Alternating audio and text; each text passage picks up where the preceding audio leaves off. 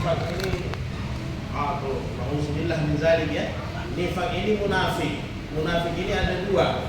Ada munafik asgar, kalau dalam ilmu tauhid ada munafik akbar ya. Kalau munafik asgar ya dalam hadis sahih Nabi, idza hadasa kadzaba, dia berbohong, wa idza ada ahlafa, dia berjanji, dia ingkar, dia khianat.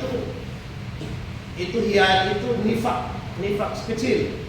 Ada yang nifak besar ya. Nifak besar betul-betul dalam hatinya tidak mau berjuang untuk agama, tidak mau membantu agama sama sekali dalam hidupnya, maka dikhawatirkan dia nifak. Nifak ini nafak, dari bahasa Arab, ada satu binatang yang hidup di padang pasir.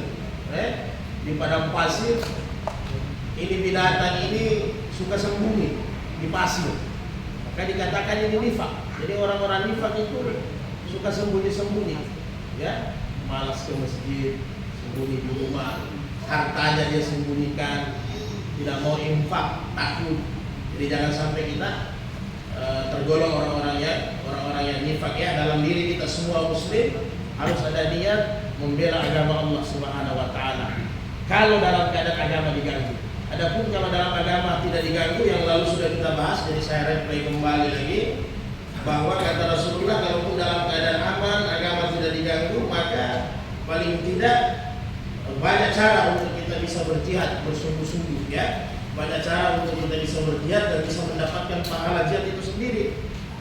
Jadi kata Rasulullah dalam hadis-hadis sahih,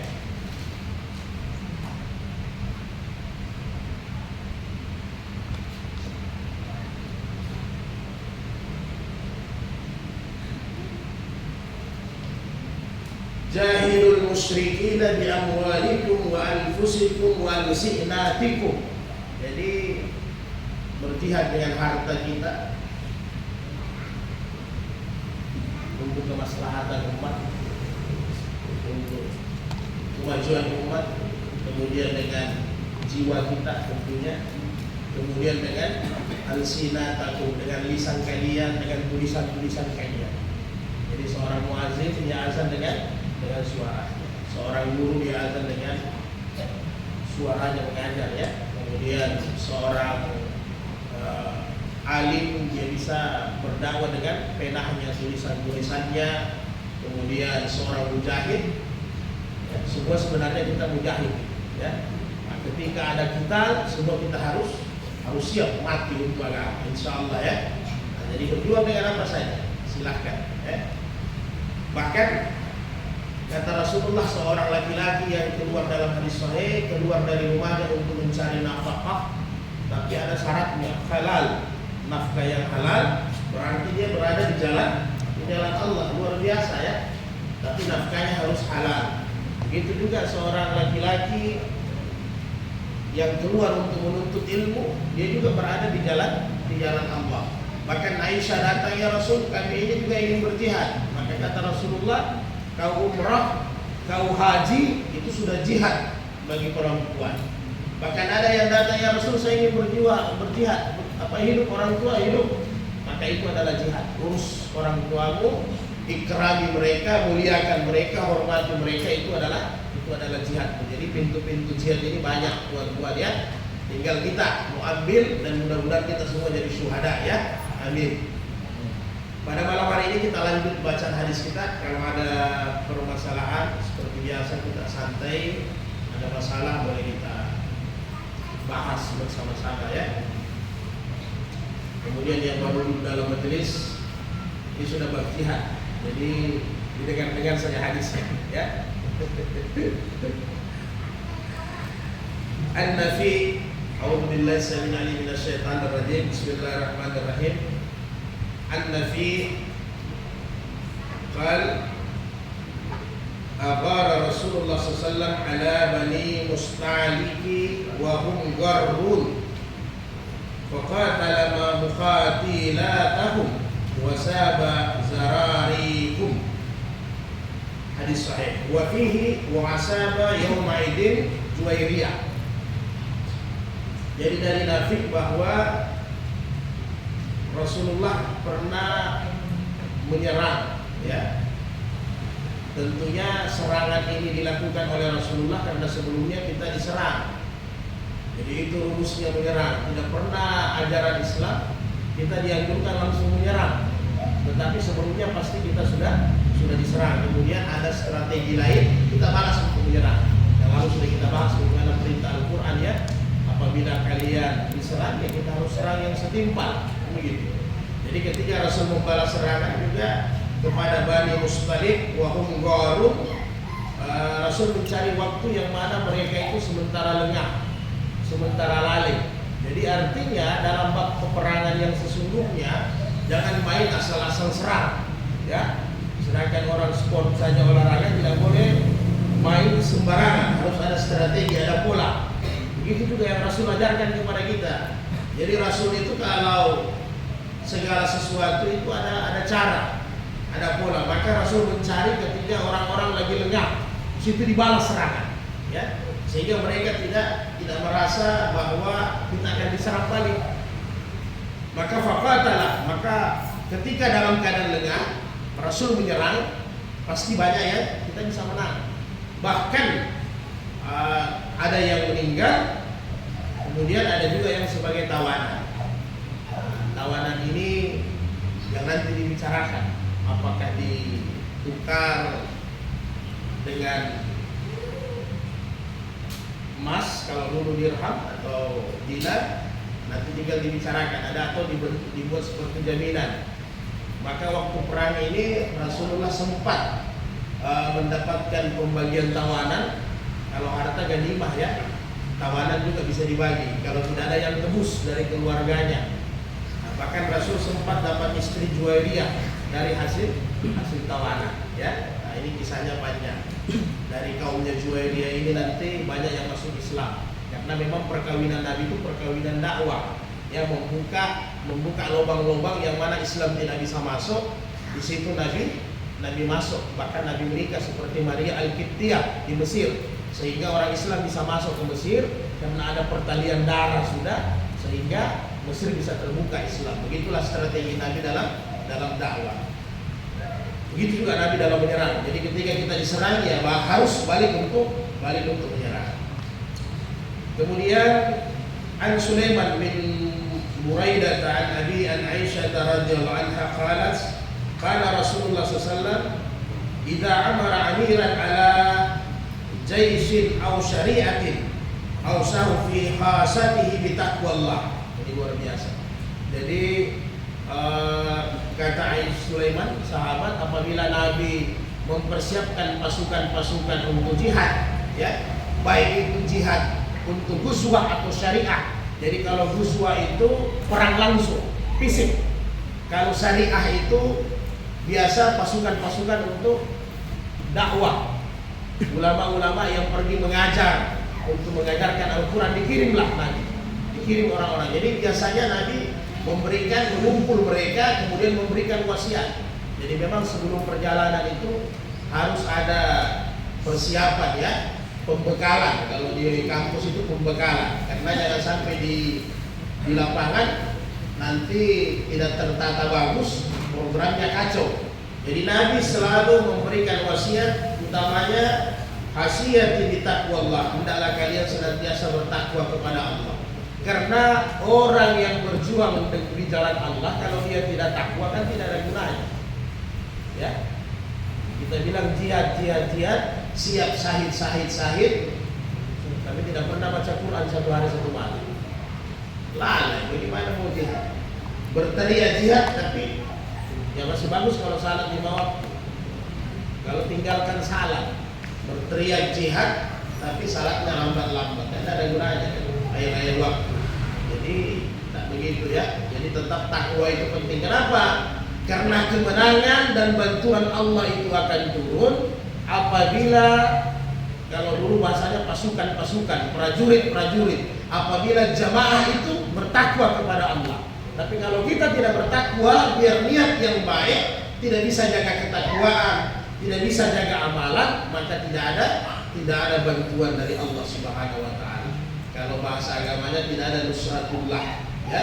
Jadi kalau mau turun nusratullah, kasih takwa kepada Allah. Kira-kira begitu.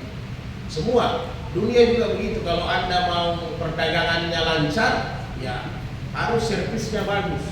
ya, selamat datang, senyumnya bagus, harganya murah, porsinya banyak, ya memang begitu, ya harus begitu supaya lancar. Jadi takwa itu harus ditanyakan. Kemudian wa biman ma'ahu minal muslimina khairan, di antara jamaah harus saling menyayangi. Tidak boleh di antara pasukan prajurit itu, ya kalau bahasanya apa, satu hati ya, satu hati, satu bahasa, ya begitu.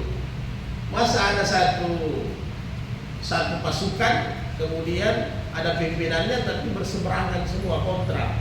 Tidak boleh, harus saling mencintai, harus saling menyayangi satu sama lain. Kenapa? Kalau ini tidak dijaga, bagaimana kita bisa dakwai orang, kan begitu. Jadi harus diantara kita saling membantu diantara pasukan. Sehingga kata Nabi kan, kecuali dalam musafir ada aturan-aturannya yang lalu sudah kita bahas. Kata Nabi, orang yang puasa dalam perjalanan tidak boleh mengharapkan penghikmatan, bantuan dari orang yang tidak puasa. Ya, kalau di luar boleh, karena memang dalam musafir tidak wajib untuk puasa. Artinya jangan balas, kalau ada yang bantu alhamdulillah, tapi tidak boleh mengharap, karena ini bisa jadi kesalahpahaman. Ya. Jadi kalau tidak satu, ilmunya juga tidak satu, susah. Perjalanan sudah sesuai syar'i, boleh jamak atau boleh takdim, jamak takdim atau kasar. Ada yang tidak mau. Oh, kita kan tidak di padang pasir, kita kan tidak naik onta, kita kan naik pesawat. Akhirnya dia tidak mau, salatnya tidak jamak, salatnya tidak kasar. Yang repot, yang lain nanti masih bisa berangkat, bis sudah jalan, kita masih mau cari tempat sembahyang. Ini kan kacau. Nah, itu pentingnya juga ilmu. Jadi harus satu hati. Satu hati, bukan hanya mahabbah, tapi ilmunya juga harus pas. Sehingga Nabi setiap mengirimkan satu pasukan syariah atau pasukan mata-mata ke spionasi atau pasukan yang dakwah, selalu Nabi titip ada ulama satu di dalam. Selalu ada ulama satu di dalam. Kenapa? Mereka nanti yang mengontrol. Karena dalam perjalanan itu banyak hal-hal yang dibutuhkan, memang harus sesuai dengan syariat. Ya.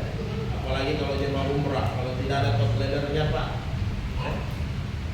Kalau top leadernya juga tidak berilmu, ya sudah, orang di pesawat tak sembahyang 12 jam ke Mekah, tujuannya untuk mendekatkan kepada Allah, tapi 12 jam perjalanan di pesawat tak sembahyang, ya jelas sulit ya. Jadi kalau tidak ada ilmu, tidak ada yang pimpin bagus, maka bisa-bisa itu orang tak sembahyang, sudah dalam susah tidur, susah makan, lelah. Ya kalau 1-2 jam naik bus, naik pesawat aman dari sini ke Jakarta. Kalau sudah 10 jam semua pegal, semua sakit, otak pun sudah sakit semua.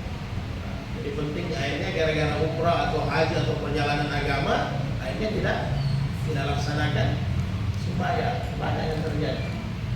Alhamdulillah ya. Nah, kemudian jadi ada beberapa aturan. Jadi aturan yang pertama, semua harus bertakwa. Ya. Walaupun kenyataannya kita orang Islam, kalau agama diganggu, biar pemabuk maju juga di depan. Ya.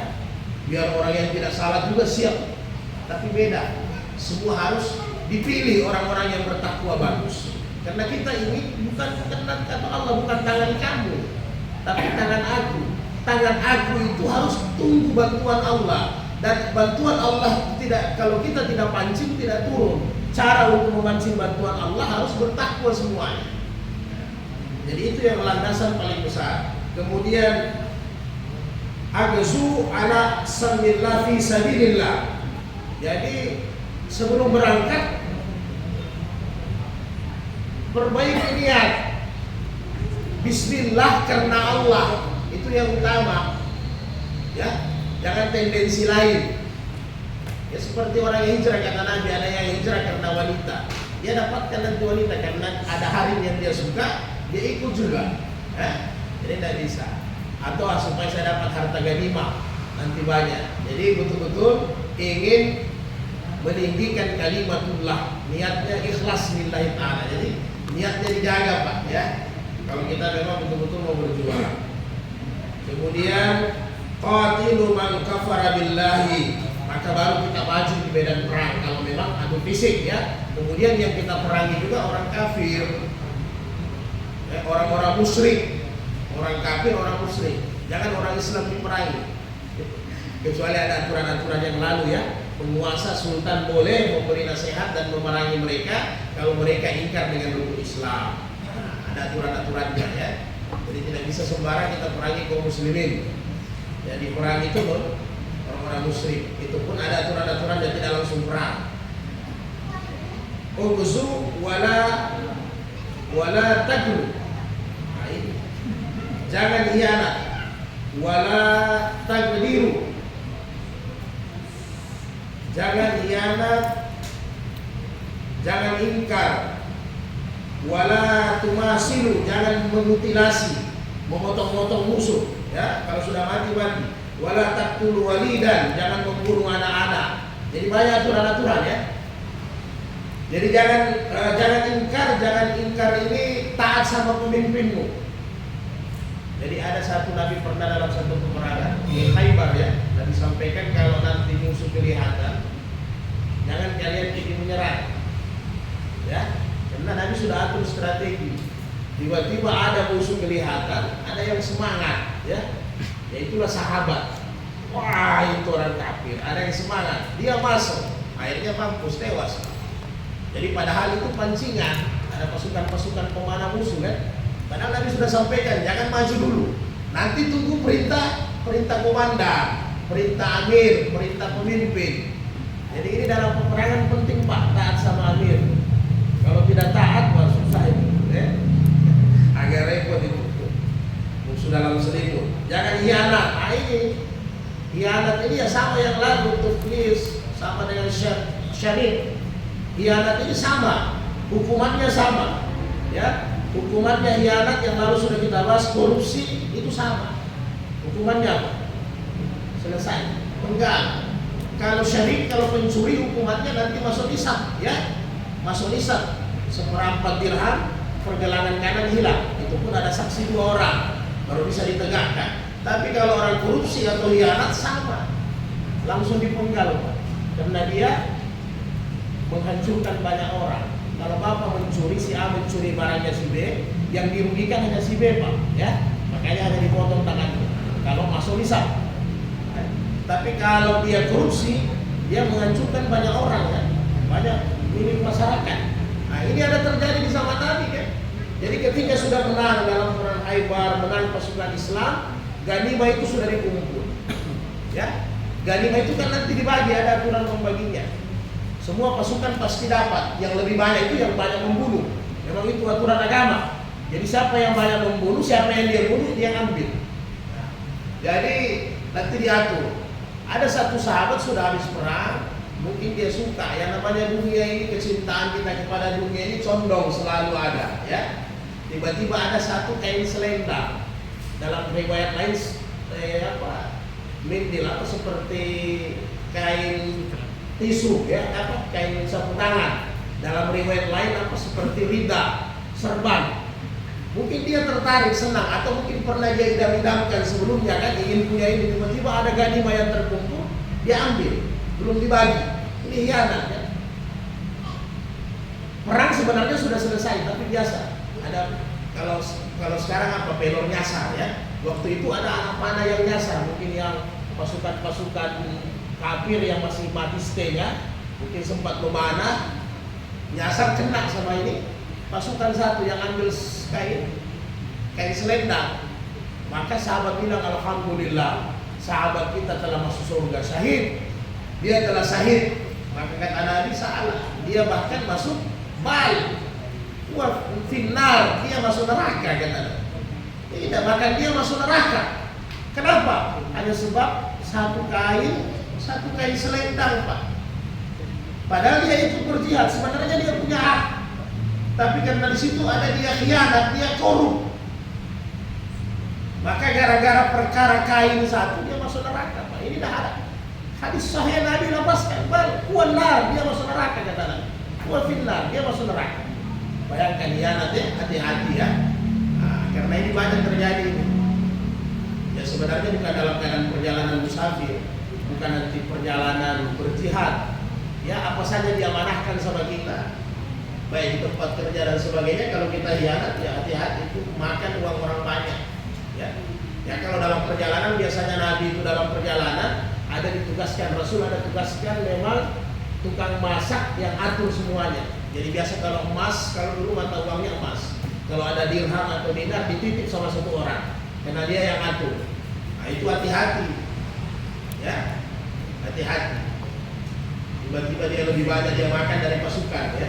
Sehingga dalam ada satu hadis, walaupun dia tidak sahih, ya, itu orang yang melayani harus di belakang. Dia menyempurnakan dirinya, harus menyempurnakan dulu orang yang dia layani. Jadi hati-hati, karena takut hak-haknya orang nanti dimakan terlebih dahulu. Jadi tidak boleh hianat. Kemudian kalau musuh sudah meninggal, aturan perang itu sudah selesai. Tidak boleh dipotong-potong, dimutilasi, dipenggal, kakinya dilempar, dikasih pisah, dadahnya dibelah. Apalagi perang Uhud. Sebenarnya perang Uhud itu orang Islam luar biasa. Bahkan pamannya Nabi Hamzah, ya, dadahnya dibelah, hatinya dikeluarkan, ya, dikeluarkan. Luar biasa. Ada yang dipotong-potong jenazahnya. Tapi Islam tidak balas begitu. Artinya kalau orang sudah mau, sudah selesai. Kan tidak ada gunanya juga kita potong-potong, kan? Jadi tidak boleh memutilasi, memotong-potong. Kalau sudah meninggal, kita yakin dia meninggal. Kalau ente ragu, ente tembak 2 kali lagi. Sudah selesai. Mati. Sudah meninggal, habis. Jangan disiksa, dipotong-potong, dikasih lari telinganya, tangannya, tak bisa. Islam tidak melarang yang begitu. Kalau sudah meninggal, meninggal. Wala taqtul walidan, anak-anak tak boleh kita bunuh dalam peperangan. Makanya diamankan. Kalau sekarang kan ada pengumuman. Ya, kalau dulu kan tidak. Serangan tiba-tiba itu memang ngeri, Pak. Ya. Kalau sekarang kan sudah di ultimatum, ya, sebelumnya tanggal sekian serang. Jadi harus evakuasi semua anak-anak dengan orang tua dengan perempuan. Tapi kalau dalam berkecamuk tidak boleh kita bunuh anak-anak. Atau kita berpikir, oh ente punya bapak yang bunuh anak punya orang tua, ada balas. Bisa dia anak. Ya, anak-anak yang belum balik tidak boleh. Bisa kita lakukan. Wa idza laqita aduwaka minal musyrikin. Nah, jadi selain anak-anak tentunya perempuan, ya, tidak bisa kita bunuh, apalagi lansia. Tidak boleh dibunuh lansia. Ya. Kemudian wa idza laqita aduwaka minal musyrikin, apabila kalian sudah bisa mengalahkan mereka, orang musyrik, memang mereka sudah menyerah, ya, maka fad'uhum ila salasin hisal. Tidak boleh kita bantai mereka karena sudah menyerah. Jadi dibuat 3 ultimatum sama mereka, kata Nabi. Ya. Ila salasin hisal. Fa'aituhunna ajabuka ilaiha fa'aqbala minhum waqafu anhum. Jadi wadruhum ila Islam. Jadi ajak mereka untuk masuk Islam. Kalau mereka mengaminkan, mengiyakan, mengijabah kita punya mau, terima mereka karena itu saudara kita. Ini yang dikirim-kirim sama Nabi kan kalau sudah habis perang. Aslim, ya. Nabi kirim apa? Islamlah kalian. Maka kalian akan aslim taslam. Kalau kalian Islam, kalian selamat. Jadi kalau sudah dia mau masuk, jadi 3. Pertama masuk Islam, maka dia jadi saudara kita. Kemudian fa'in ajabuka fa'aqbalu minhum summa duhum ilal tahubuni min darihim ila daril muhajirin. Apabila dia menolak untuk masuk Islam, maka suruh mereka pindah dari tempatnya untuk bergabung di pemukiman kaum muslimin. Jadi tinggal di tempatnya orang Islam, tawarkan mereka. Hebatnya Rasulullah, ya, untuk mengajak dakwah supaya orang ini masuk Islam. Jadi sudah kalah karena mereka duluan menyerang, kita balas dengan serangan, mereka kalah, kita tawari dengan Islam. Ketika kita tawari dengan Islam mereka tidak mau, maka kita tawari mereka hijrah pindah, mungkin di tempat orang Islam. Apa maksudnya? Rasul masih ada harapan bahwa dengan dia hidup di kaum muslimin, insya Allah mereka bisa terdakwah. Pelan-pelan mereka bisa masuk Islam. Karena memang kehidupan sahabat dulu sempurna Pak. Iman, amalnya, takwanya sempurna. Jadi dengan akhlaknya sahabat orang bisa masuk Islam, ya. Kalau hari ini ya memang semua huru-hara. Bagaimana orang mau terdakwah? Utang di sana sini banyak, ya. Bohong sana sini banyak. Urusan muasyaratnya juga rusak, sama tetangga tidak bagus. Jadi macam-macam.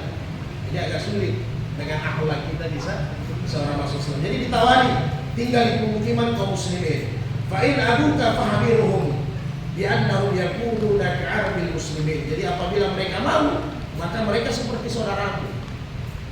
Lindungi mereka, jaga mereka, darahnya juga, hartanya tidak boleh kita ambil, kita tumpahkan.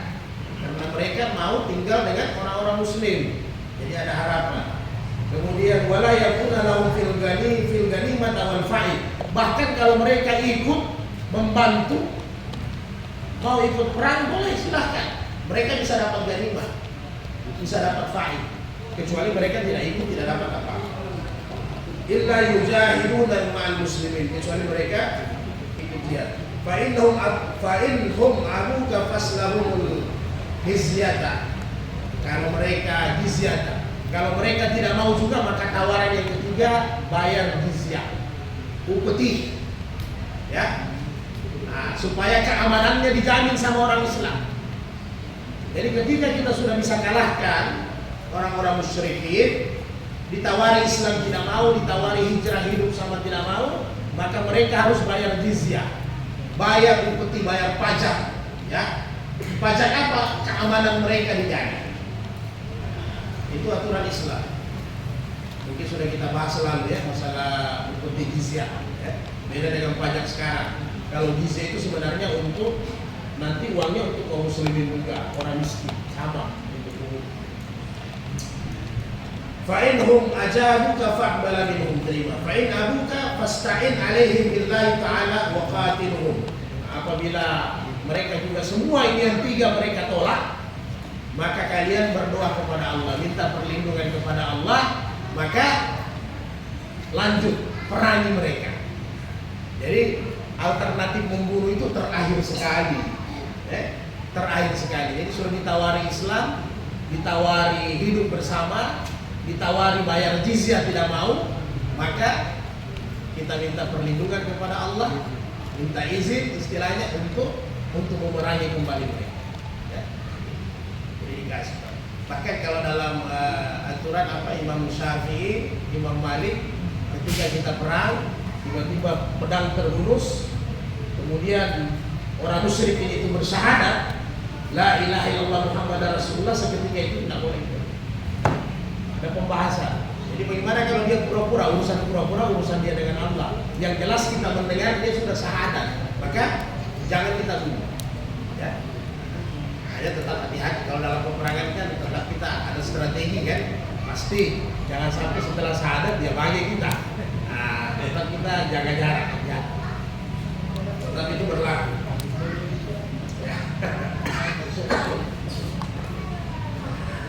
Kemudian An-Ka'ab bin Malik radhiyallahu anhu, Nabi sallallahu alaihi wasallam kana idza arada guswatan warra bi ghairiha, muttafaqun alaih. Apabila Rasul mau berangkat guswa perang, kital, ketika sahabat kumpul itu Rasul menutupnya dengan masalah-masalah yang lain. Jadi kalau cerita-cerita umpamanya intinya mau berangkat kita ini. Kemudian Rasul dia belokkan itu cerita-cerita tentang strategi, karena itu siasatnya Nabi. Siapa yang tahu semua itu? Komandan-komandan pasukan, amir-amir pasukan. Jadi pasukan tidak perlu tahu, nanti kacau. Ya. Jadi itu strateginya Nabi. Sebelum Nabi kumpulkan mereka untuk pembekalan, bayan nasihat, penyampaian nasihat, maka amir-amir itu, komandan-komandan sudah dipanggil sama Nabi sebelumnya untuk mengatur strategi. Ini strategi A, ini strategi B, ini strategi C, sehingga tidak perlu pasukan tahu. Nanti di lapangan diarahkan. Jadi Nabi begitu. Jadi tidak usah dipublikasikan ya. Diumumkan semua dengan pasukan. Strategi A kalau kalah pakai strategi B, itu cukup komandan yang tahu ya. Pimpinan yang tahu. Kemudian anak-anakku sekalian, ini memang bab jihad yang didengar. Saya takut jangan sampai kencingnya bicara banyak belum beres. Tapi ya sudah itulah. Nah itu problemnya ya.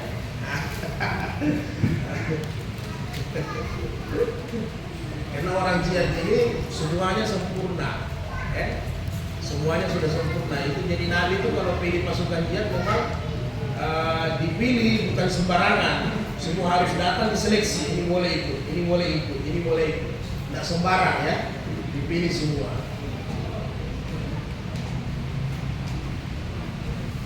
Kemudian An-Muqil bin Nu'man bin Mufarrid radhiyallahu anhu qala sahibtu Rasulullah sallallahu alaihi wasallam, saya menyaksikan Nabi di dalam yuqatil awal nahar, kalau Nabi tidak menyerang. Ini strateginya Nabi, biasanya Nabi menyerang awal siang. Kenapa awal siang? Itu orang capek, Pak Guru. Orang lagi tidur, istirahat. Biasanya Nabi serang itu awal siang. Ya, kalau memang tidak jadi, tidak munasib, Nabi tunda hatta tazula samsu wa tahubbu raihu wa yunazzilul nashr. Jadi biasa Nabi tunda sampai matahari tergelincir. Ya. Biasanya kalau awal siang itu kan jam 11 dan 10. Kalau memang tidak munasib, Nabi tunda sampai salat zuhur, lagi istirahatnya orang di situ. Kemudian ar-riyah itu angin lagi bagus, angin istirahat.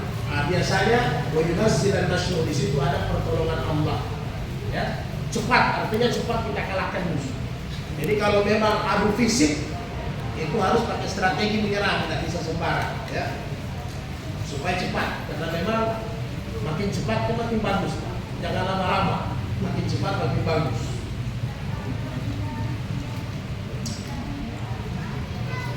Kemudian An-Sya'bi bin Hisamah radhiyallahu anhu qala su'ila Rasulullah an ahli dar minal musyrikina yubayyituna.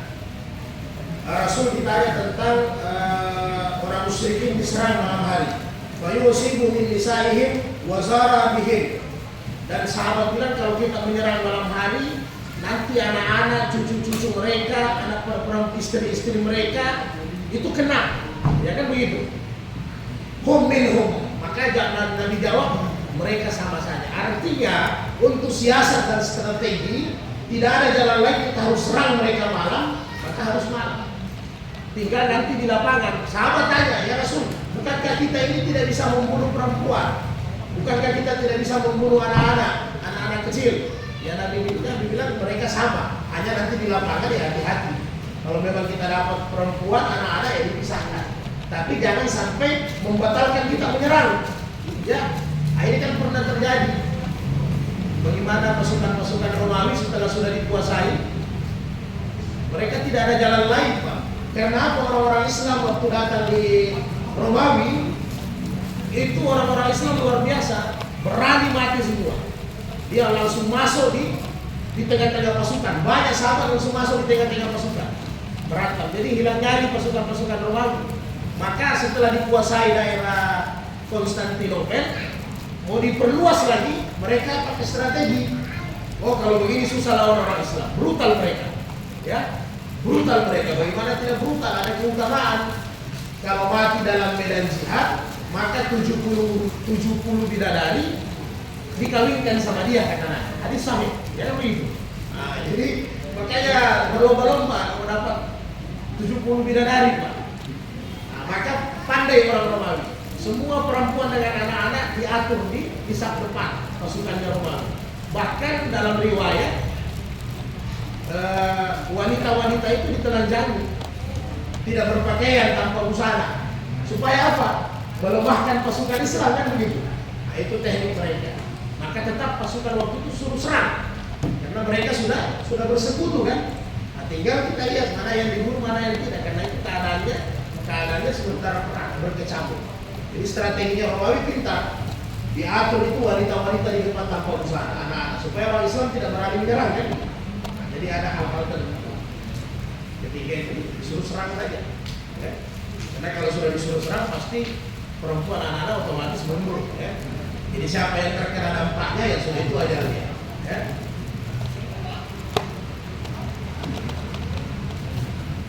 An Aisyah radhiyallahu anha sallallahu li rijalun tabiyahu fi yaumil badr irji falam sta'ina bi musyrikin. Jadi waktu perang Badar ini kan tidak seimbang orang Islam. 313 ya, lalu sudah kita bahas dengan kurang lebih 1000 pasukan ya. Jadi ada orang-orang musyrik, orang kafir juga datang berhadapan dengan Nabi supaya orang Islam dibantu.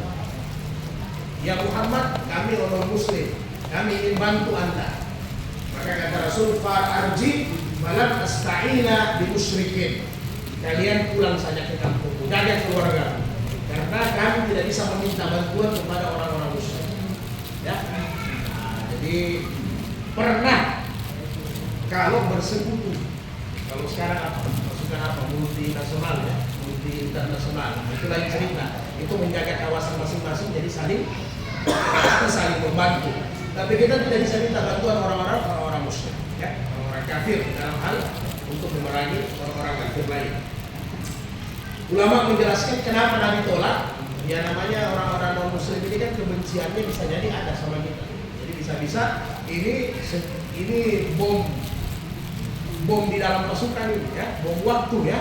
Nah, bisa jadi mata-mata, bisa jadi nanti membunuh pasukan ini. Dari belakang dia ditakuti. Jadi Nabi suruh pulang orang-orang musyrik itu. Karena mereka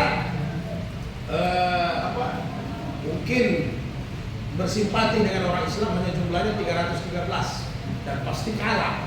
Nah, tapi kenyataannya waktu itu orang-orang Islam kalah. Jadi tidak boleh minta bantuan kepada mereka, apalagi urusan-urusan begini ya.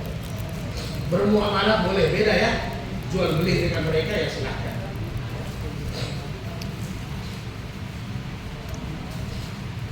An Ibnu Umar Nabi sallallahu ra'an ra'atan maqtulatan fi ba'di maghaziyati fa'ankara katlan nisa'i wasibyan mutafaqun alaih.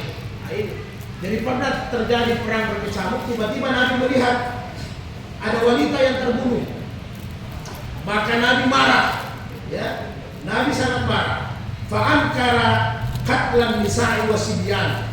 Sempat Nabi lihat ada wanita yang terbunuh dalam peperangan. Nabi marah. Nabi sampaikan kenapa sampai meninggal itu wanita. Karena wanita dengan anak-anak kata Nabi tidak boleh dibunuh, tidak boleh diganggu. Itu aturan perang Islam luar biasa. Ya. Jadi tidak sembarang asal main perang membunuh. Ya. Orang yang lemah ya tidak bisa. Orang yang sudah kalah tidak boleh kita perangi lagi. An Samurah takala kala Rasulullah uqtulus syuyuha uqtulus syuyuhal musyrikina wastabaqu sarhahum rawahu Ahmad rawahu Abu Dawud wa Sahih Tirmidzi. Bunuhlah orang-orang yang dewasa, kemudian biarkanlah anak-anak, jangan diganggu ya. Jadi orang-orang dewasa juga dibahas oleh ulama. Imam Syafi'i menjelaskan orang-orang dewasa itu satu, dia umur sudah balik, produktif ya, sampai dia umur 60 tahun.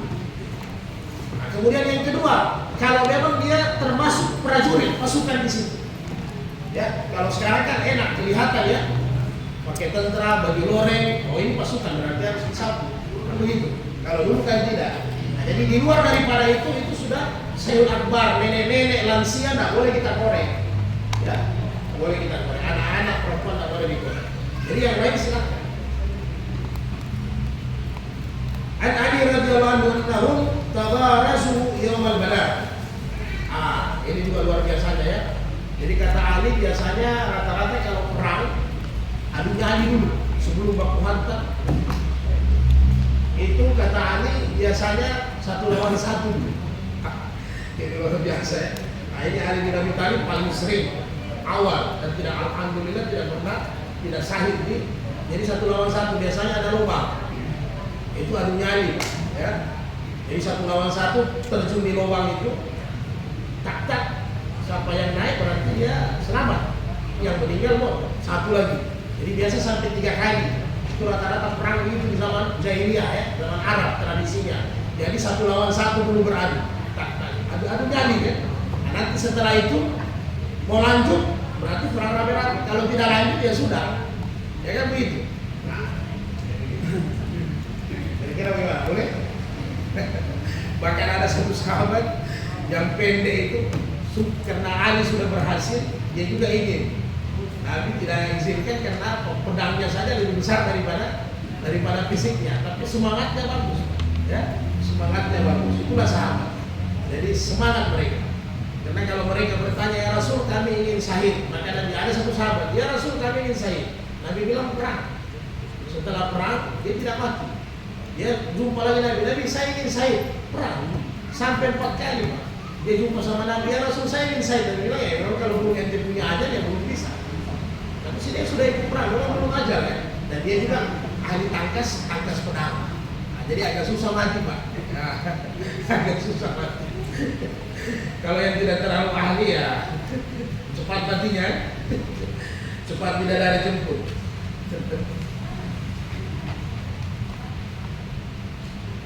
Ngeri juga ya di zaman sahabat. Nah kemudian ada satu asbabun nuzul ayat. Nanti dibuka di rumah. Ini Al-Baqarah 195. An Abi Ayyub radhiyallahu anhu, kata Ayyub, qal innama unzilat hasil ayata fina ma'asyara ansar. Sesungguhnya ayat ini turun 195 sebab kami, kata Ayyub, Ayyub al-Ansar. Yakni qaulullah ta'ala, ada dalam ayat itu wala tulqu bi'aidikum ila tahluqati. Jadi jangan jatuhkan dirimu sendiri dalam kebinasaan. Jangan jatuhkan tanganmu dalam kehancuran, kira-kira begitu ya. Nah, ini karena kami. Bagaimana ini ada 2 versi dalam tafsir. Satu riwayat Imam Tirmizi, waktu itu sahabat ini orang Ansar saling berbisik. Berbisiknya apa?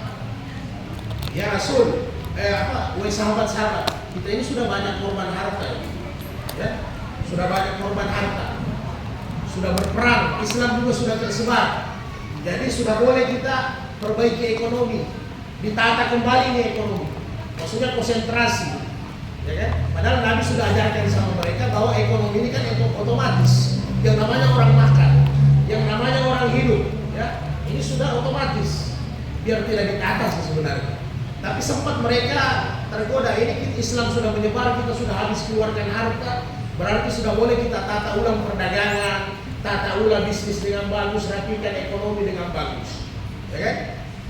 Maka turun ini ayat ancaman. Jadi hati-hati tuan-tuan sekalian ya, jangan kita merasa sudah berbuat sama agama, tiba-tiba mau pensiun. Jadi agama ini tidak punya pensiun. Urus agama ini tidak punya pensiun. Kalau gubernur ada masanya 5 tahun, 10 tahun, undang-undang ya. Begitu juga presiden ada masanya. Tapi urus agama kita pensiun, nanti malaikat maut mengambil kita. Itu pensiun. Kita dapat gaji pensiun kalau kita mampu husnul khatimah ketika meninggalkan dunia. Jadi tidak ada pensiunnya ya. Turun ini ayat. Artinya apa? Turun ini ayat. Wa anfiqu fi sabilillah, infakkan hartamu di jalan Allah. Jangan berhenti. Jadi seolah-olah kau merasa sudah agama sudah tersebar, tidak usah lagi berinfak untuk agama, tidak usah lagi berjuang. Berarti kalian menjerumuskan diri kalian kepada kebinasaan. Karena tidak begitu. Wa ahsinu, tetap berbuat baik, istiqamah, continue, tidak putus-putus. Innallaha yuhibbul muhsinin. Karena Allah senantiasa cinta dan bersama orang-orang yang istiqamah dengan kebaikan. Karena kita ingin mati baik, maka istiqamah dengan kebaikan. Apa yang mendominasi kita? Kebaikan, maka kebaikan yang akan membawa kita kepada kematian ya. Jadi tetap istiqamah. Jadi panjang penjelasannya. Yang kedua, sebab turunnya ini ayat, ketika di Romawi ada pasukan yang langsung masuk di tengah-tengah pasukan Romawi. Jadi dia tidak lagi perang dari depan, dia lari bawa pedang. Ada beberapa orang, dia langsung masuk di pasukan Romawi. Dia bertarung di tengah-tengah, ya kan? Sehingga orang-orang katakan, orang-orang yang tidak mau ikut perang, orang-orang yang sudah di rumahnya tidak mau berangkat dengan berbagai macam alasan, panen, ya, urus kebun, urus air, urus keluarga, ini mereka celah, itu mati konyol katanya. Mereka binasa. Kenapa serahkan diri? Masuk di tengah-tengah orang kafir seperti itu mati kebinasaan. Maka turun ini ayat, sesungguhnya kalian yang binasa, yang tidak mau membantu agama Allah, yang tidak mau berjihad, kalian yang binasa. Bukan mereka yang mati itu yang binasa, tapi mereka itu mendapat kemuliaan. Ini ada ayat tuh luar biasa ya. Nanti dibaca-baca di tafsir, panjang lagi penjelasannya ya. Kemudian ini meluruskan fitnah. Ibnu Umar radhiyallahu anhu qala wa harraka Rasulullah sallallahu alaihi wasallam nahla Bani Nadir wa qata'a, muttafaqun alaih. Rasulullah pernah membakar dan menebang pohon kurma Bani Nadir. Ya. Ini nanti kalau kita dapat hadisnya ini sahih, tapi kisahnya panjang, orang potong-potong. Jadi tidak begini yang lalu, 2 pekan lalu sudah kita jelaskan. Karena dalam peperangan tidak boleh membakar, tidak boleh menebang pohon, apalagi yang berbuah. Pohon pelindung, tidak boleh Pak kita. Jadi lawan prajurit saja, lawan pasukan saja. Jangan dibakar-bakar, rumah ibadah tidak boleh dibakar. Jadi ada hadis Nabi pernah membakar. Nah, itu kisahnya karena perjanjian dengan Bani Nadir Yahudi. Ini Yahudi memang selalu ingkar, ya. Ketika perjanjiannya menjaga perdamaian, menjaga kehormatan, tiba-tiba orang Islam wanita muslimah pergi ke pasar belanja, dilecehkan sama orang Yahudi, ya. Tiba-tiba orang Islam yang lihat bantu. Ya namanya sesama muslim kan, ada muslimah yang dilecehkan, diganggu, yang menutup aurat, diganggu di pasar. Maka orang Islam, ada satu orang Islam bantu. Karena itu kompleks pasarnya Yahudi, maka orang Islam yang bantu ini dibunuh Pak, sampai meninggal. Di sini Nabi marah. Mereka ingkar dengan perjanjian, karena kita sudah berjanji, sudah ada perjanjian. Maka ketika Nabi serang ini kaum Bani Nadir, mereka sudah kalah secara fisik. Perang terbuka, mereka kalah. Akhirnya apa? Mereka sembunyi di benteng batu. Benteng dulu kan batu. Benteng batu-batu besar. Ternyata orang Yahudi sudah siapkan benteng mereka itu. Di depan benteng ini banyak pohon-pohon kurma yang tinggi. Paham Pak ya? Jadi mereka sudah atur, hebat mereka. Jadi sehingga pasukan Islam mau masuk untuk serang ini benteng, kan banyak pohon-pohon. Pohon-pohon kurma itu berduri, tinggi-tinggi, tidak bisa masuk pasukan Islam. Maka diperintahkan untuk bakar ini pohon. Jadi itu alasannya Nabi pernah membakar pohon. Ya, karena dalam peperangan mereka pakai strategi itu. Maka Nabi sempat bakar ini pohon-pohon yang mengelilingi benteng sehingga orang Islam bisa masuk. Dan waktu itu Bani Nadir diusir dari Madinah. Mereka kalah. Jadi itu pernah Nabi sempat membakar karena mereka berlindung begini juga. Nah, nanti di akhir zaman juga begitu Pak. Ya, di hadis-hadis sahih itu banyak, itu Sahih Muslim, Sahih Bukhari.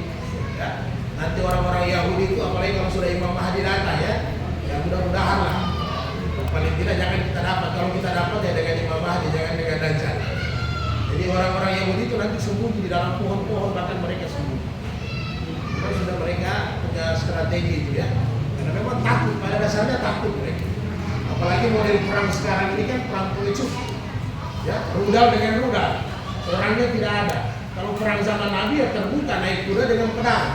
Jadi memang kalau yang tidak tahan, ciut nyalinya habis Pak. Belum selesai perang mereka sudah kabur. Tapi sekarang kan tidak. Justru prajurit hanya makan minum, rudal yang terbang. Jadi rudal dengan rudal yang berkuali. Tinggal mana yang tepat kan? Perang-perang pengecut. Tapi kata Nabi zaman akan kembali. Jadi ketika nanti semua minyak ya akan habis, akan kering, pasti ada masanya ya. Tapi paling tidak kita 50 tahun ini yang mudah-mudahan tidak dapat lah ya. Karena itu sudah huru-hara sekali. Karena jangan sampai kita ikut Dajjal, karena kalau Dajjal datang dia keliling-keliling Pak, ya keliling-keliling. Ya bos, ada pohon di depan rumah, saya sihir jadi emas. Karena sekarang orang untuk cari emas 1-2 gram Pak luar biasa. Bukan hanya 1 tahun dia tinggalkan istrinya, bertahun-tahun ya untuk cari gram-gram. Datang Dajjal tawari pohon depan rumah jadi emas. Mana orang nggak mau tertarik ya? Nah, batu-batu jadi emas. Mana orang mau tertarik? Kecuali dengan keimanan. Apalagi penciklik, waktu itu tidak ada makanan. Maka kata Nabi, orang-orang yang istiqamah dengan keimanan, tasbih-tasbih ini jadi makanan untuk mereka di zaman Dajjal itu. Karena tidak ada makanan. Kecuali orang-orang ikut dajjal, makanan banyak. Tapi ente ikut dajjal, nggak mungkin kan? Jangan salah. Nantilah kapan-kapan di bab dajjal kita bahas.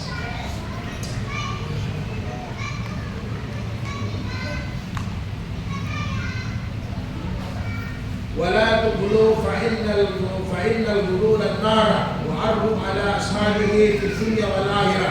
Janganlah kalian hianat, jangan kalian korupsi, jangan kalian mengambil yang bukan haknya kalian, karena sesungguhnya itu adalah kehinaan. Balasannya hina di dunia dan hina di akhirat, tempat kalian di neraka, kata Rasul.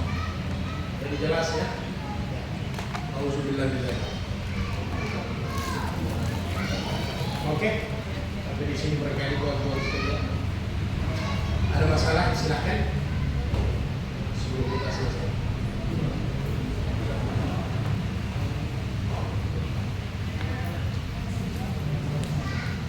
Silakan. Tidak ada masalah ya. Kita sudah paham semua. Alhamdulillah, saudara-saudara sekalian. Nanti kita lanjutkan lagi di bab jihad 3 ya. Kemudian anak-anakku sekalian, yang lain yang baru mungkin ada Pak dosennya ya, ada Pak gurunya. Ya, mudah-mudahan tetap istiqamah, ada majelis-majelis yang diikut ya. Jangan dulu bab jihad ini ya. Dari bab tahara dulu, bab salat, bab puasa, itu ada Pak dosennya ya. Supaya bukan hanya untat ya, kuih. Oh, tak apalagi untat ya, mungkin mata kuliah agamanya mungkin sedikit ya, sedikit sekali saudara. Jadi mungkin dicari kalau dosen yang kreatif yang mau betul-betul berjihad di jalan Allah, yang pasti bukan hanya pikir mereka punya mata kuliah saja, tapi bagaimana agamanya bisa bagus. Dicari tempat-tempat yang mereka bisa ikut taklim yang dekat, karena penting utamanya taklim dasar ya. Kalau bab jihad ini ada di belakangan lah. Nanti 5 tahun habis taklim baru boleh Korea ini bab jihad. Tapi yang jelas tanam dalam diri bahwa kapan saja, di mana saja kita siap bantu agama Allah ya. Siap mati untuk syahid ya. Siap jadi mati untuk syahid. Kira-kira demikian. Mudah-mudahan panjang umur, kita siap kembali. Demikian juga para tamu-tamu Allah ya. Mudah-mudahan diberikan kesehatan. Biar dengan asbabnya ini yang kami juga bisa didoakan. Nah, kata Nabi, tamu itu membawa rezeki dan pengampunan dari Allah Ta'ala.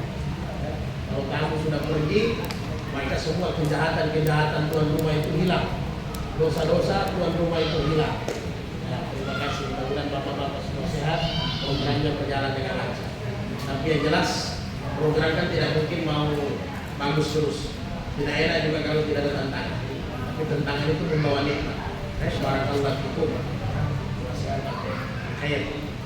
Subhanallah bihamdi, subhanallah bihamdika, asyhadu an la ilaha illa anta, astaghfiruka wa atubu ilaik. Allahu musta'an. Assalamualaikum warahmatullahi wabarakatuh.